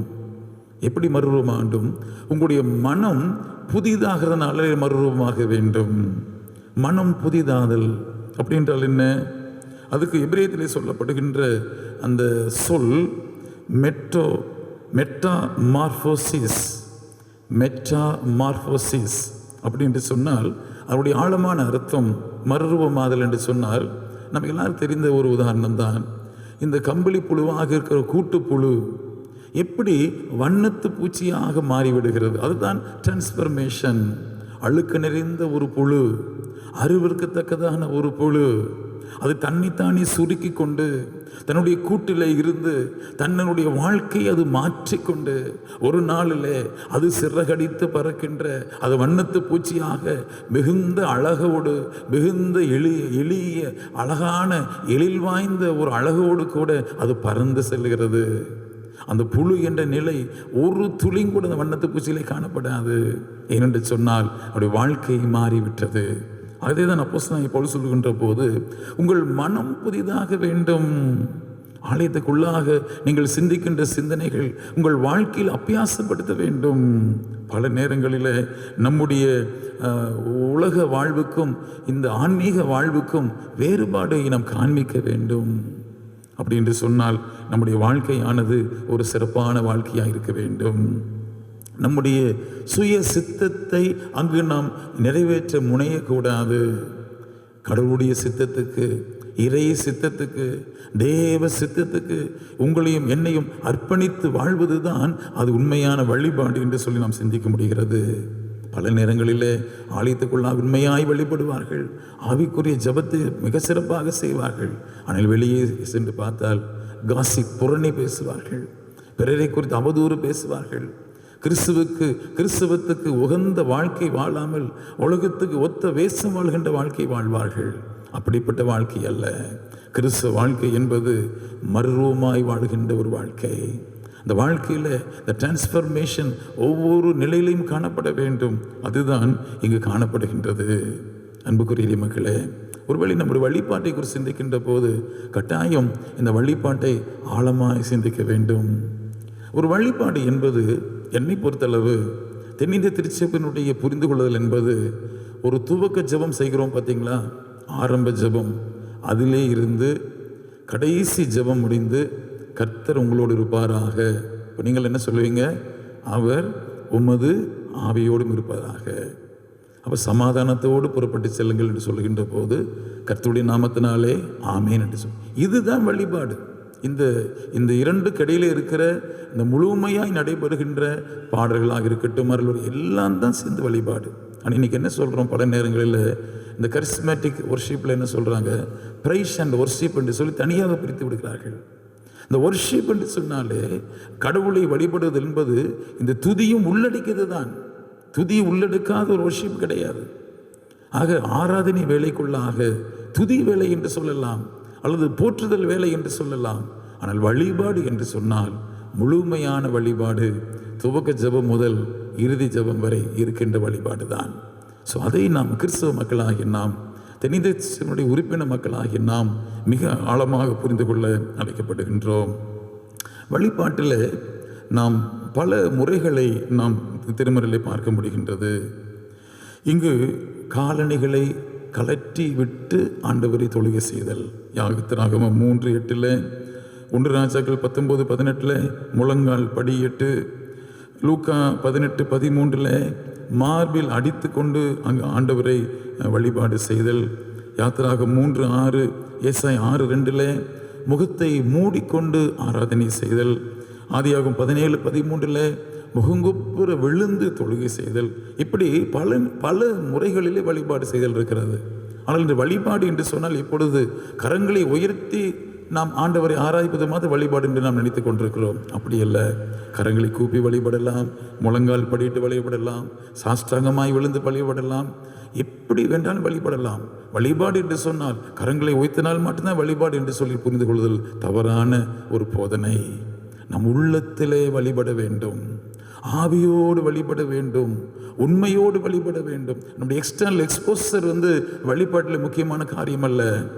நம்முடைய உள்ளம், நம்முடைய மனது, நம்முடைய சிந்தை ஒருமுகப்பட்டு ஒருங்கிணைந்து செயல்படுவதுதான் உண்மையான வழிபாடு என்று நாம் புரிந்து கொள்ள அழைக்கப்படுகின்றோம். வழிபாட்டில் தாழ்மை காணப்பட வேண்டும். பெருமையோடு வழிபாட்டுக்கு வருதல் கூடாது. நம்முடைய அலங்காரங்களை காண்பிப்பதற்காக வழிபடக்கூடாது. ஆலயத்துக்குள்ளாக வருகின்ற போது தாழ்மையை தரித்து கொள்ள வேண்டும். தாழ்மையின் சிந்தையோடு ஆராதனை செய்ய வேண்டும். தாழ்மையின் சிந்தையோடு கடவுளை தொழுகை செய்ய வேண்டும். லூக்கா 18:13 ஆண்டவருடைய சமூகத்தில் ஜெபித்த 2 பேர், ஆயக்காரன், பரிசேயன். ஆயக்காரனுடைய ஜெபத்தை நீங்கள் பார்த்தால் மிக அழகான ஒரு ஜெபம். தேவனே, பாவியாக என் மேல் கிருபையாயிரும். அழகான ஒரு ஜெபம். என்ன ஒரு தாழ்மை! ஆண்டவராகிய கடவுள் இந்த தாழ்மையை அங்கீகரிக்கிறார், இந்த தாழ்மையை பாராட்டுகின்றார். இந்த தாழ்மையுள்ள ஜெபத்தையும் இந்த தாழ்மையுள்ள வழிபாட்டையும் ஆண்டவர் அங்கீகரிப்பதை பார்க்க முடிகின்றது. அன்புக்குரிய மக்களே, இந்த வழிபாட்டிலே தாழ்மையோடு பங்கு பெற அழைக்கப்படுகின்றோம். ஒருவேளை வழிபாட்டினுடைய கூறுபாடுகள் என்ன என்று சிந்திக்கின்ற போது, கடவுளை முதலாவது ஒரு ஆரம்ப ஜெபத்துக்கு என்பதாக போற்றுதல், ஆண்டவரை துதித்தல், அப்புறம் ஜெபம் செய்தல், பாவ அறிக்கை, அப்புறம் பாவ மன்னிப்பின் உறுதி, அப்புறம் திருமறை பாடத்தை நாம் வாசிக்க கேட்போம், அப்புறம் அருளுரை, திருமறை பாடத்திலிருந்து விளக்க உரை, அதன் அருளுரை, அதுக்கு முன்பதாக விசுவாச பிரமாணம், காணிக்கை, அப்புறம் ஒப்படைப்பு ஜெபம், அர்ப்பணிப்பு ஜெபம், அதுக்கு நிறைவு ஜெபம், இறை ஆசி என்று சொல்லி ஒரு ஆர்டர் இருக்கிறது. இந்த ஆர்டர் தான் கிறிஸ்தவ வழிபாட்டிலே மிகவும் சிறப்பான ஒன்று. அன்றைய காலகட்டங்களில் நம்முடைய பாரம்பரிய திருச்சபை பார்த்து அநேகர் சொன்னார்கள், என்ன ஒரு முறையை பின்பற்றுகிறீர்கள் என்று சொல்லி. ஆராதனைக்கு என்று ஒரு முறை இருக்கிறது. நம்முடைய வாழ்க்கையிலையும் எல்லாவற்றையும் ஒரு முறையோடு தான் செய்கிறோம். உணவிலே ஒரு முறை இருக்கிறது. சாம்பார், ரசம், அப்புறம் தான் என்ன தயிர் வச்சு சாப்பிடுவோம். தலையில் சாப்பிடுவோமா? இல்லை. அப்படின்ட்டு சொன்னால் வழிபாட்டிலையும் சரி ஒரு முறைப்படி நாம் செய்ய அழைக்கப்படுகின்றோம். அந்த முறையாக வழிபடுவது என்பது மிக சிறப்பான ஒன்று. காணிக்கை படைத்தல் என்பது அதிலே ஒரு வழிபாட்டிலே ஒரு அங்கம். ஆண்டவரே, நீர் எனக்கு கொடுத்த ஆசீர்வாதங்கள், நீர் எனக்கு கொடுத்த நன்மைகள், நீர் எனக்கு கொடுத்த கிருபைகள் ஏராளம் ஏராளம் ஆண்டவரே. அதான் தென்னிந்திய திருச்சபையில் அழகான ஒரு ஜெபம் குருவானவர் அந்த திருப்பீடத்தில் காணிக்கை படைக்கின்ற போது சொல்வார், உம்முடைய கரத்திலே வாங்கி உமக்கு நாங்கள் படைக்கிறோம். ஆண்டவரே, உம்முடைய கரத்திலிருந்து வாங்கி உமக்கு நாங்கள் படைக்கிறோம். நீ எனக்கு கொடுத்த செல்வங்கள், எனக்கு கொடுத்த ஆஸ்திகள், எனக்கு கொடுத்த ஜீவன், சுகம், பலம் நீர் கொடுத்தது ஆண்டவரே. என்னுடைய எல்லாம் வெள்ளத்திலிருந்து, என்னுடைய எல்லா வருமானத்திலிருந்து உமக்கென்று ஒரு பகுதியை படைக்கிறேன் ஆண்டவரே. இதுதான் காணிக்கை படைக்கின்ற போது நமக்கு இருக்கின்ற சிந்தனை. இல்லை நமக்கு ஒரு 1000 ரூபாய் ஆண்டவர் கொடுத்தார், 10,000 ரூபாய் கொடுப்பார், அந்த சிந்தனை அல்ல. கடவுள் நமக்கு கொடுத்த ஆசீர்வாதங்களை கடவுளுக்கென்று கொடுப்பது வழிபாட்டின் ஒரு அங்கமாக இருக்கிறது. ஒரு முறை ஒரு ஆலய ஆராதனையில் நான் பங்கு பெற்ற ஒரு கிராம சபைகளில் ஒரு அருமையான ஒரு சகோதரர், பார்வையற்ற ஒரு மாற்றுத்திறனாளி, அவர் ஆண்டு முழுவதும் சேகரித்த ஒரு உண்டியல் பெட்டியை கொண்டு கொடுத்தார். ஐயா, இது ஆண்டவருக்கென்று நான் கொடுக்கின்ற காணிக்கை. அந்த உண்டியல் பெட்டி மிகுந்த கனத்தோடு இருந்தது. அது ஆண்டவருக்கென்று படைக்கின்ற போது ஒரு ஏழையானவர், மாற்றுத்திறனாளியாக இருப்பவர், ஆனால் கடவுளுக்கு கொடுப்பதில் பாருங்க, உண்மையுள்ளவராக முழு மனதோடு அர்ப்பணிப்பின் சிந்தையோடு கூட அவர் அந்த காணிக்கை படைத்தார். கண்ணீரோடு காணிக்கை பெற்றுக்கொண்டோம், ஆண்டவருக்கு நன்றி செலுத்தினோம். என் அன்பு இறை மக்களே, நம்முடைய வாழ்க்கையிலையும் வழிபாட்டில் நாம் செலுத்துகின்ற காணிக்கை, ஆண்டவர் கொடுக்கின்ற காணிக்கை ஒரு சிறப்பு வாய்ந்ததாக இருக்க வேண்டும், அர்ப்பணிப்புள்ளதாக இருக்க வேண்டும். அப்படிப்பட்ட ஒரு சிறப்பான நிலையிலே நாம் காணிக்கைகளை படைக்க நாம் அழைக்கப்படுகின்றோம். ஸோ வழிபாட்டினுடைய ஒவ்வொரு அம்சமும் சிறப்பானது. திருமறை பாடம் வாசிப்பதாக இருக்கட்டும், அது ஒவ்வொரு நிலைகளிலேயும் அது மிகவும் சிறப்பாக செயல்பட வேண்டிய ஒன்று. ஆக வழிபாட்டினுடைய முழுமையை உணர்ந்து ஒவ்வொரு கூறுபாடுகளையும் உணர்வு பூர்வமாக உள்ளத்தின் ஆழத்திலிருந்து நாம் செய்கின்ற போது அந்த ஆராதனை என்பது, அந்த வழிபாடு என்பது மிக சிறப்பான ஒன்றாக இருக்கும். வெளிப்படுத்த 4ஆம் அதிகாரத்தில் 8 முதல் 11 வசனங்களை திருமறையிலே பார்க்கின்ற போது பரலோகத்திலே வழிபாடு நடந்து கொண்டே இருக்கிறது. அந்த வழிபாட்டிலே பாருங்கள், அங்கு சொல்லுகிறார் 4ஆம் அதிகாரம் 8ஆம் வசனத்தில், இருக்கிறவரும் இருந்தவரும் இருக்கிறவரும் வருகிறவருமாகிய சர்வவல்லமுள்ள தேவனாகிய கர்த்தர் பரிசுத்தர் பரிசுத்தர் பரிசுத்தர் என்று இரவும் பகலும் ஓயாமல் சொல்லி கொண்டிருந்தார்கள்.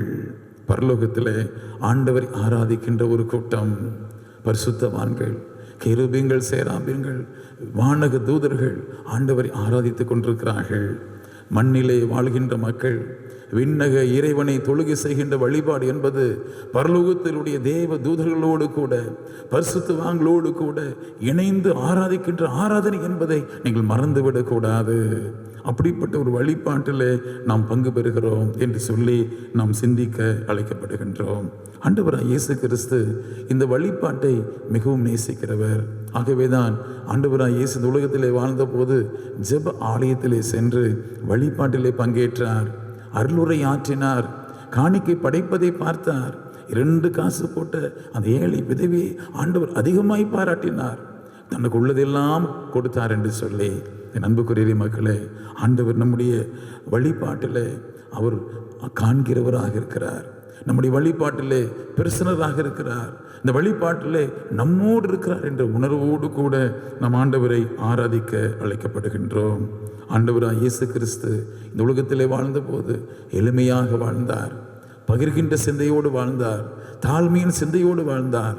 நாமும் வழிபாட்டுக்கு வருகின்ற போது ஒவ்வொரு நாளும் ஆண்டவரே, உம்மை போல் நான் மாற வேண்டும், உம்மை போல் நான் வாழ வேண்டும், உம்முடைய சிந்தனையை நான் ஏற்றுக்கொள்ள வேண்டும் என்று சொல்லி அப்படிப்பட்ட சிந்தனைக்குள்ளாக நாம் வாழ வளர அழைக்கப்படுகின்றோம். அன்புக்குரிய மக்களே, ஆண்டவராய் இயேசு கிறிஸ்து இந்த உலகத்திலே வாழ்ந்தபோது சமாரிய பெண்ணோடு பேசின உரையாடலை நாம் வாசிக்க கேட்டோம். யோவான் 4ஆம் அதிகாரத்தில் வாசிக்க கேட்டோம்.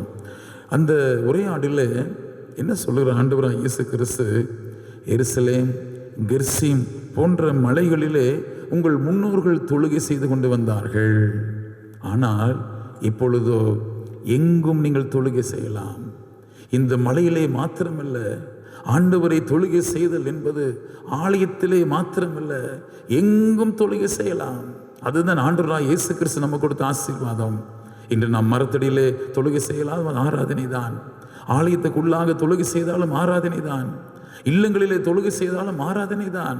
ஒருவேளை இந்த லாக்டவுன் பீரியடில் ஒரு ஆலயம் பூட்டப்பட்டது, ஆனால் ஆலயத்தில் இருக்கிற 1000 குடும்பங்கள் 1000 இல்லங்களிலே ஆராதனை நடைபெறுகிறது. ஒரு ஆலயம் பூட்டப்பட்டது, 100 குடும்பங்கள் இருக்கிற ஆலயங்களிலே அந்த 100 குடும்பத்திலேயும் ஒவ்வொரு குடும்பம் ஆலயமாய் மாறிவிட்டது. அப்போ அதுதான் இந்த ஊரடங்கு காலத்தில் கிறிஸ்தவ திருச்சபை பெற்றுக்கொண்டிருக்கிற ஒரு புதிய உத்வேகம், ஒரு புதிய சிந்தை. அந்த குடும்ப ஜெபத்தில் ஆசாரியர் இல்லை, ஆயர் இல்லை, ஊழியக்காரர்கள் இல்லை, குடும்பமே ஊழியக்காரராகி மாறிவிட்டார்கள். குடும்பத்தின் பிள்ளைகள் போதர்களாகி மாறிவிட்டார்கள். குடும்பத்தின் பெற்றோர்கள் போதர்களாக மாறிவிட்டார்கள். ஒரு குடும்பமே வழிபடுகின்ற குடும்பமாய் மாறிவிட்டது. அதுதான் இன்றைய காலகட்டங்களிலே நாம் சிந்திக்கின்ற ஒரு சிந்தை. அன்புக்குரிய மக்களே, ஆண்டவராகிய இயேசு கிறிஸ்து அப்படிப்பட்ட ஒரு சிந்தையை நமக்கு கொடுத்திருக்கிறார். வழிபாடு என்பது, ஆலயங்கள் என்பது உயர்ந்த கட்டடங்களிலே, பெரிய ஏசி போட்ட ஆலயங்களிலே வழிபடுவதுதான் வழிபாடு என்றல்ல. உண்மையோடு வழிபடுதல், ஆவியோடு வழிபடுதல், அதுதான் ஆண்டவர் எதிர்பார்க்கின்ற வழிபாடு. எங்கள் சாதாரண குடிசையிலே உட்கார்ந்து வழிபடலாம். அது ஆண்டவரை தொழுகை செய்கின்ற போது, ஆண்டவரே உண்மையாய் வழிபடுகிறேன், உண்மையாய் தொழுகை செய்கிறேன், இந்த உள்ளத்தில் உண்மையாய் இருக்கிற ஆராதனையை ஆண்டவர் விரும்புகிறவராக இருக்கிறார். அப்படிப்பட்ட வழிபாட்டிலே நாம் பங்கு பெற அழைக்கப்படுகின்றோம். வழிபாட்டை குறித்து சொல்லுகின்ற போது என் வாழ்க்கையில் நடந்த ஒரு நிகழ்வு என்றும் மறக்க முடியாது. மதுரை திருமண்டலத்தில் மானாமதுரை என்ற ஆலயத்தில் ஒரு சிறப்பு ஸ்தோத்திர பண்டிகைக்காக அழைக்கப்பட்டிருந்தேன், செய்தி கொடுக்கும்படியாக. அந்த மிக சிறப்பான ஒரு ஆராதனை நடைபெற்றது. ஸ்தோத்திர பண்டிகை மிக சிறப்பாக அந்த ஆராதனை நடைபெற்றது. மிகுந்த மகிழ்ச்சியாக இருந்தது. ஆலய ஆராதனை முடிந்தவுடனே வெஸ்டிலே அமர்ந்திருந்து அந்த ஆலயத்தினுடைய முக்கிய மக்களோடு நாங்கள் பேசி கொண்டிருந்தோம். அப்பொழுது ஆலயத்துக்குள்ளாக ஒரு சலசலப்பு. இப்போ கேட்டேன், என்ன ஆலயத்துக்குள்ளே ஒரு பெரிய கூட்டம் இருக்கிறார்கள் என்ன என்று சொல்லி கேட்டேன். ஐயா, அது காது கேட்காத மக்கள், வாய் பேசாத பிள்ளைகள் ஆண்டவரை தொழுகை செய்கிறார்கள். அது பார்க்கலாமா? பார்க்கலாம்னு சொன்னாங்க. ஸோ அதிலே நான் போய் அமர்ந்தேன். என் அன்பு பிள்ளைகளே, என் அன்பு தேவ பிள்ளைகளே, இந்த டெஃப் அண்ட் டம்ப் சில்ட்ரன், காது கேளாத வாய் பேச முடியாத அந்த பிள்ளைகள் ஆண்டவரை ஆராதித்தார்களே. வாய் பேச முடியவில்லை, ஆனால் அவர்கள் பேசுகின்ற சத்தங்களை எழுப்பினார்கள், கூக்குரலை எழுப்பினார்கள். கண்ணீரை ஆண்டவர் அங்கு கண்டார். அவருடைய இசைக்கருவி ஒன்றும் கிடையாது, நேர்த்தியான பாடல்கள் கிடையாது, ஆனால் உள்ளத்திலே ஆண்டவரை வழிபட்டார்கள். உண்மையாகவே அந்த 2வது வழிபாடு என் வாழ்க்கையிலே ஒரு மிகப்பெரிய சவாலை கொடுத்தது. ஆவியோடு வழிபட வேண்டும், உண்மையோடு வழிபட வேண்டும். பல நேரங்களிலே இந்த வழிபாட்டினுடைய சூழலை அடிக்கடி நான் சிந்தித்து பார்ப்பது உண்டு. எத்தனையோ குறைகள் இருந்தது. அந்த குறைகளை மறந்து நிறைவுக்காக மாத்திரம் சோத்திரம் செலுத்தி ஜெபித்தார்கள். நிறைவுக்காக நன்றி செலுத்தினார்கள், வாழ்வுக்காக நன்றி செலுத்தினார்கள், ஆண்டவரை துதித்தார்கள், சோத்தரித்தார்கள். அந்த வழிபாடு என் மனதிலே என்றும் நீங்கா நினைவாக இருக்கிறது. அன்புக்குரிய மக்களே, ஆண்டவர் நமக்கு அநேக ஆசீர்வாதங்களை கொடுத்திருக்கிறார், அநேக நன்மைகளை கொடுத்திருக்கிறார். ஆனால் அநேக நேரங்களிலே ஆலயத்துக்கு செல்வதை நாம் தவிர்த்து இருக்கிறோம், ஆண்டவரை ஆராதிப்பதை தவிர்த்து இருக்கிறோம், சரியான நேரத்துக்கு ஆண்டவருடைய ஆலயத்துக்கு செல்வதை நாம் கடைபிடிக்காமல் இருந்திருக்கிறோம். இந்த நாளில் இப்படிப்பட்ட குற்றங்களுக்காக மன்னிப்பு கேட்டு மீண்டுமாக ஆலயம் திறக்கப்படும். ஆலயம் திறக்கப்படுகின்ற போது சரியான நேரத்தில் குடும்பமாய் நாம் சென்று ஆண்டவரை மகிழ்ச்சியோடு கூட, கொண்டாட்டத்தோடு கூட, உற்சாகத்தோடு கூட ஆண்டவரை ஆராதிக்க அழைக்கப்படுகின்றோம். அப்படிப்பட்ட ஒரு ஆராதனை பல நேரங்களில் நம்முடைய வழிபாட்டில் சில தெரிந்தும் தெரியாமல் சில காரியங்களை செய்கிறோம். பல நேரத்தில் ஜெப குறிப்புக்காக ஜெப விண்ணப்பத்தினுடைய பெட்டி நாம் ஜெபிக்கின்ற போது ஆண்டவரே சோத்திரம் சோத்திரம் 1008 முறை எழுதி ஜெபம் செய்திருப்பார்கள். எடுத்து பார்த்தா எனக்கு ஒரு வேண்டுதல் நான் செய்து போட்டேன் என்று சொல்லி ஜெப குறிப்பாக சொல்லியிருப்பார்கள். இந்த வழிபாடு என்பது இந்த சடங்கு சார்ந்த ஒன்றல்ல. இன்று இந்த வழிபாட்டை சடங்காக மாற்றிவிட்டார்கள். ஆகவே தான் புனித பயணம், எருசலேம் சென்று ஆண்டவரை வழிபடுகின்றேன், புனித இடங்களுக்கு சென்று ஆண்டவரை வழிபடுகின்றேன். இல்லை, தவறு. அன்றைய காலகட்டங்களிலே ஆதி பெற்றோர்கள், விசுவாச தந்தைமார்கள் திருச்சபையினுடைய விசுவாசத்தை வளர்த்த மிகப்பெரிய தீர்க்கங்களாக இருந்தவர்கள், மார்ட்டின் லூத்தர் போன்றவர்கள், ஜிங்லி, கால்வின் போன்றவர்கள் எல்லாம் இப்படிப்பட்ட தீமைகளை எதிர்த்தார்கள். திருச்சபையினுடைய தவறான போதனைகளை அவர் கண்டித்தார்கள். ஆவியோடு வழிபட வேண்டும், உண்மையாய் வழிபட வேண்டும், எங்கும் தொழுகை செய்ய வேண்டும் என்கின்ற ஒரு மிகப்பெரிய சிந்தனையை அவர் நமக்கு கொடுத்திருக்கிறார்கள். அன்புக்குரிய மக்களே, நம்முடைய வாழ்வும் நம்முடைய வழிபாடும் ஒருங்கே செல்லப்பட வேண்டும், உண்மையாய் செய்யப்பட வேண்டும். இந்த தீமை நிறைந்த உலகத்திலே, பாவம் நிறைந்த உலகத்திலே பரிசுத்தமாய் வாழவும் தூய்மையாய் வாழவும் நாம் அழைக்கப்படுகின்றோம். இப்படிப்பட்ட ஒரு புதிய சிந்தனைகள் நாம் பெற்றுக்கொண்டு இந்த உலகத்தினுடைய ஆசாபாசங்களுக்கு அர்ப்பணியாமல் கடவுளுக்கு சித்தத்தை நிறைவேற்றுகின்ற மக்களாக, இறைவனை தொழுகை செய்கின்ற மக்களாக வாழ அழைக்கப்படுகின்றோம். கடவுள் நம்முடைய வழிபாட்டின் வழியாக அவர் மாத்திரம் மகிமைப்பட வேண்டும். மனிதர்கள் மகிமைப்படக்கூடாது, பாடகர் குழுவினர் மகிமைப்படக்கூடாது, ஆலயத்தில் அருளுரையாற்றின ஆயர்கள் அல்லது போதகர்கள் பிரசங்கர்கள் மகிமைப்படக்கூடாது. எல்லா கனமும் புகழும் துதியும் நம்முடைய ஆண்டவர் ஒருவருக்கே ஆராதனை வழியாக செலுத்தப்பட வேண்டும். மாத்திரமல்ல, இந்த வழிபாட்டில் இறை வார்த்தை, ஆண்டவருடைய வேத வசனங்கள் அது முழுமையாய் உணரப்பட வேண்டும். அது மார்ட்டின் லூத்தர் சொல்லுகிறார், ஹியர் ஐ ஸ்டாண்ட். இந்த திருமறை வசனங்களை அறிவிப்பதில் தன்னுடைய மிகச்சிறப்பான ஒரு காரியத்தை அங்கே வெளிப்படுத்துவதை பார்க்க முடிகின்றது.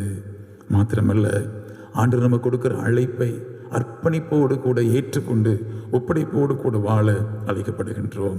உள்ளத்திலே உண்மையாய் வழிபடுதல், கடவுளை வழிபடுகின்ற மக்களாகி நாம் வாழ்க்கையிலே அதை வெளிக்காட்டுகின்ற வழிபாடாக இருக்க நாம் அழைக்கப்படுகின்றோம்.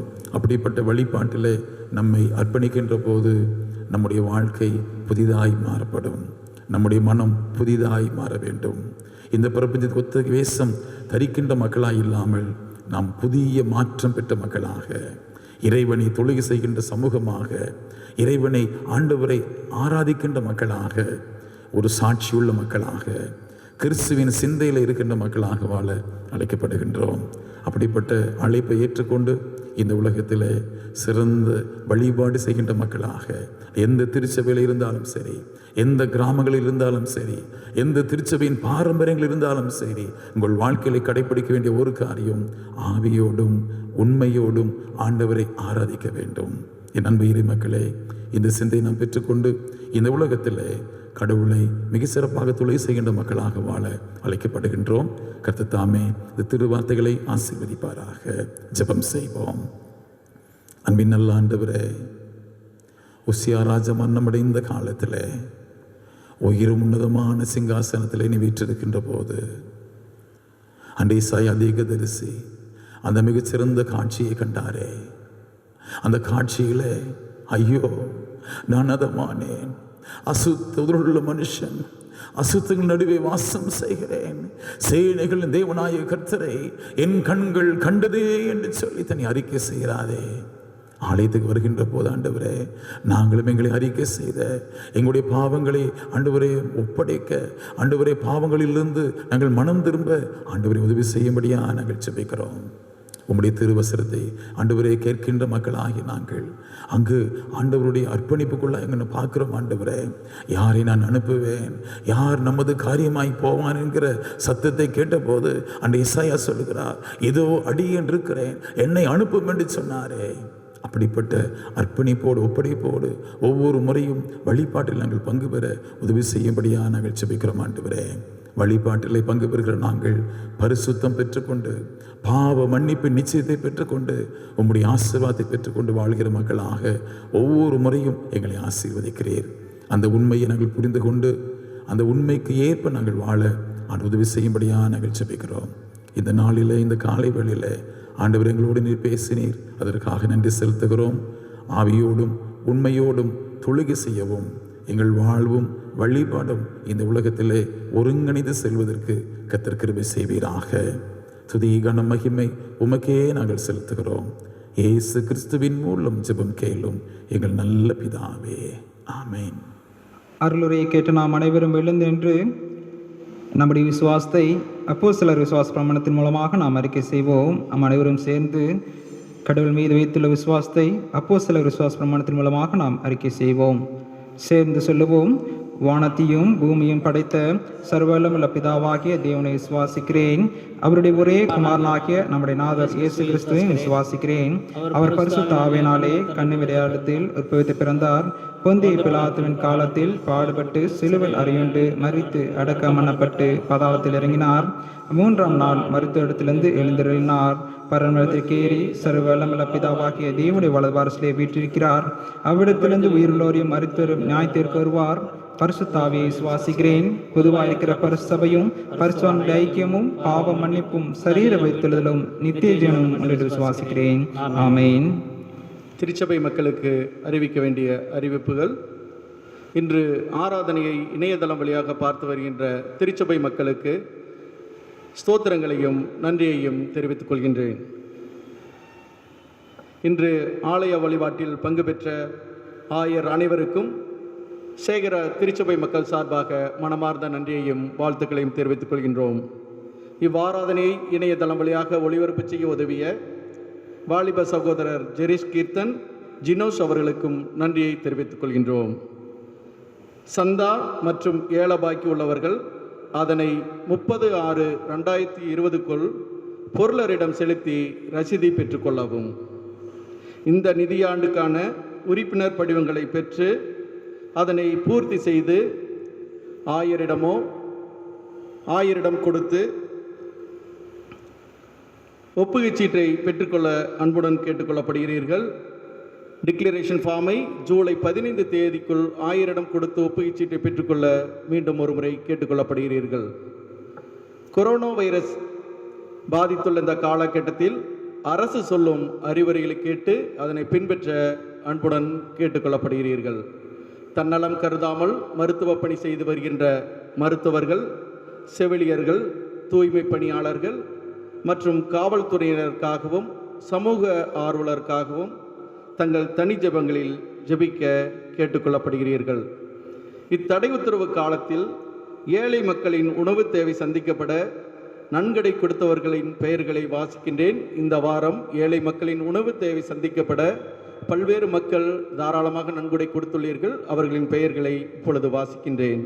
திருமதி எஸ்தர் தர்மராஜ் 500 ரூபாய், திருமதி சந்திராமணி தாராபுரம் 500 ரூபாய், திரு ரவிக்குமார் ஆசிரியர் 500 ரூபாய், திரு கார்த்தி 500 ரூபாய், திரு சந்திரசேகரன் சங்கங்காடு 500 ரூபாய், திரு பாலுச்சாமி 500 ரூபாய், திருமதி ரத்னா 500 ரூபாய், திருமதி பார்வதி 500 ரூபாய், திரு தங்கவேல் 500 ரூபாய், திரு பாபு 500 ரூபாய், திரு சாமிதாஸ் 500 ரூபாய், திரு ஞானசேகரன் சங்கங்காடு 500 ரூபாய், திரு மனோகரன் சங்கங்காடு 720 ரூபாய், திரு ஆனந்த் 500 ரூபாய், திருமதி பாப்பாத்தி 300 ரூபாய், திருமதி ஜெயமணி சங்கங்காடு 2000 ரூபாய்.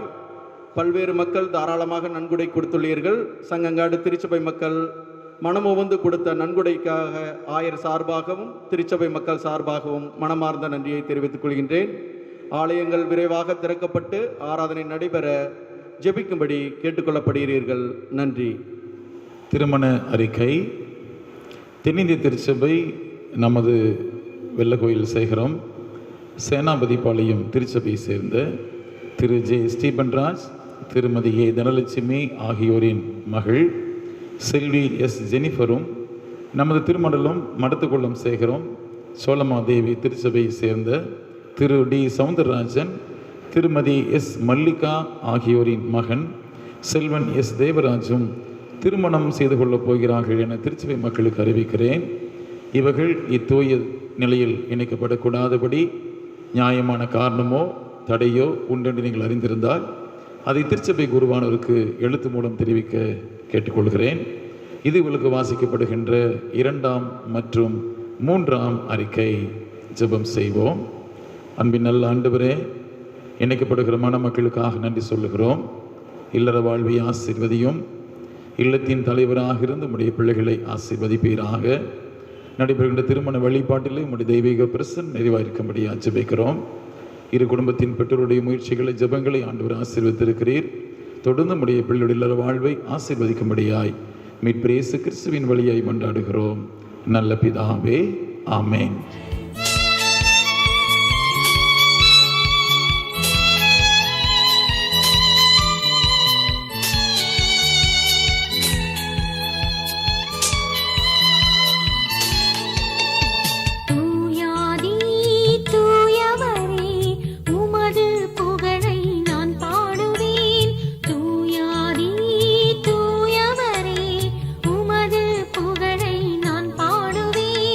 பாடியே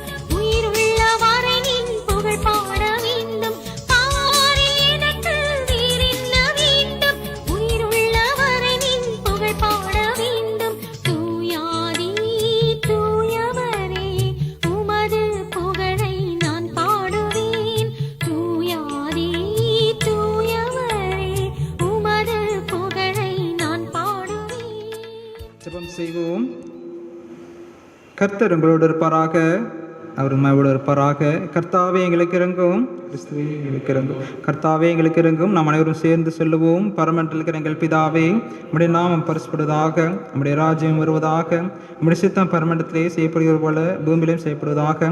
அன்றன்றுள்ள அப்பத்தை இன்று எங்களுக்கு தாரும்.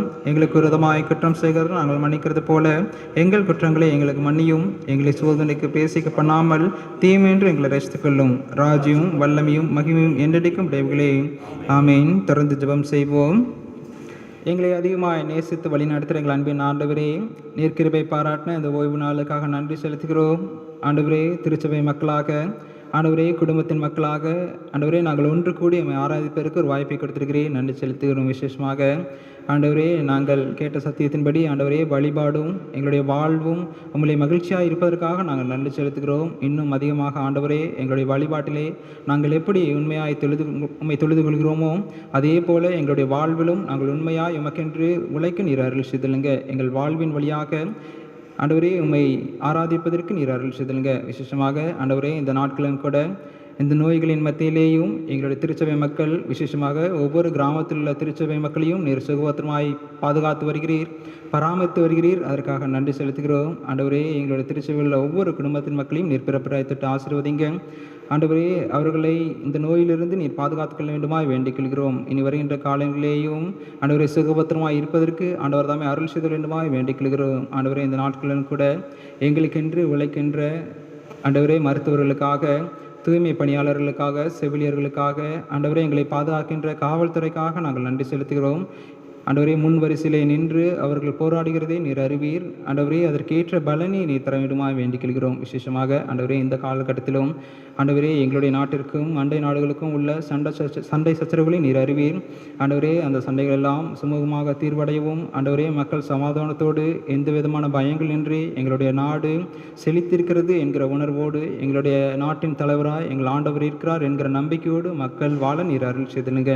ஆண்டவரே, அந்த சண்டைகள் எல்லாம் நீக்கம் பெறவும், ஆண்டவரே, சமாதானத்தோடு வாழ்வதற்கு சமாதானத்தின் தேவன் நீர் வழிநடத்த வேண்டுமாய் வேண்டிக் கொள்கிறோம். தலைவர்களுக்கு நல்ல ஞானத்தை கொடுங்க.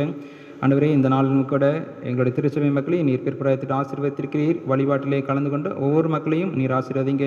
கூடிய விரைவிலே நாங்கள் ஆலயத்திலே அமர்ந்து ஒருவர் முகம் விசாரித்து நலம் விசாரித்து ஆண்டவரே ஒருவர் அன்பு பரிமாறி நாங்கள் ஒருவர் முகமுகமாய் கண்டு உம்மை துதிப்பதற்கு நீர் அருள் செய்தலுமாய் வேண்டிக் கொள்கிறோம். சீக்கிரமாக இந்த நோய்கள் எல்லாம் அகன்று போக நீர் அருள் செய்தலுங்க. நீரை பொறுப்படுத்திக் கொள்ளுங்க, வழி நடத்துங்க. மீதியான காலம் வேலை முழுவதும் உடைய கரங்களை படைக்கின்றோம். நீரை பொறுப்படுத்தி வழி நடத்த வேண்டுமாய் எல்லாவற்றையும் இறைமதி இயேசு கிறிஸ்து வழியாய் வேண்டிக் கொள்கிறோம் எங்கள் நல்ல பிதாவே. ஆமென். ஆண்டவர் உங்களை ஆசீர்வதித்து உங்களை காக்க கடவர். ஆண்டவர் தம்முடைய திருமுகத்தை பிரகாசிக்க உங்கள் மேல் கிருபை இருக்க கடவர். ஆண்டவர் தம்முடைய முகத்தை உங்கள் மேல் பிரசன்னமாக்கி இப்பொழுதும் எப்பொழுதும் உங்களுக்கு சமாதானம் கட்டளையிட கடவர். ஆமேன். ஜெபம் செய்வோம். அன்பின் நல்ல ஆண்டவரே, மகிழ்ச்சியான வழிபாட்டுக்காக நன்றி செலுத்துகிறோம். உம்முடைய பிரசன்னம் எங்களோடு இருந்ததுக்காக நன்றி. இந்த உலக வாழ்விலே உம்மை வழிபடுகின்ற மக்களாகிய நாங்கள் எங்கள் வாழ்க்கையிலே உம்மை நாங்கள் வாழ்ந்து காட்ட எங்கள் வாழ்வும் எங்களுடைய வழிபாடும் இணைந்து செயல்பட உதவி செய்யும்படியாய் மன்றாடுகிறோம். அப்படிப்பட்ட கிருபைகளை எங்களுக்கு தரும்படியாக நாங்கள் ஜெபிக்கிறோம்.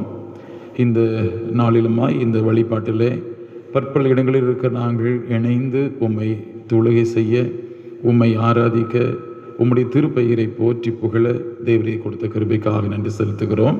இந்த வழிபாட்டில் இணைந்திருக்கிற சிறுவர்கள் முதல் பெரியோர்கள் வரை ஒவ்வொருவரையும் ஆண்டவர் ஆசீர்வதிப்பீராக. பற்பல நாடுகளிலே பற்பல தூர இடங்களில் இருக்கிற எங்கள் குடும்பத்தின் பிள்ளைகளுக்காக சிறப்பாக ஜெபிக்கிறோம். ஆண்டவர் உம்முடைய பிள்ளைகளை ஆசீர்வதிப்பீராக. உம்முடைய பாதுகாப்பின் பிரசன்னம் உம்முடைய மக்களோடு கூட இருக்கட்டும். உம்முடைய திருக்கரத்திலே உம்முடைய பிள்ளைகளை அர்ப்பணம் செய்கிறோம். நீர் பொறுப்படுத்த ஆசீர்வதியும். மீட்பர் இயேசு கிறிஸ்துவின் மூலம் ஜெபம் கேளும் நல்ல பிதாவே. ஆமேன். என் ஆத்துமாவே கர்த்தரை ஸ்தோத்திரி, என் முழு உள்ளமேடு பரிசுத்த நாமத்தை ஸ்தோத்திரி. என் ஆத்துமாவே கர்த்தரை ஸ்தோத்திரி, அவர் செய்த சகல உபகாரங்களை மறவாதே. ஆமேன். கர்த்தர் உங்களோடு இருப்பாராக. சமாதானத்தோடு புறப்பட்டு செல்வோம்.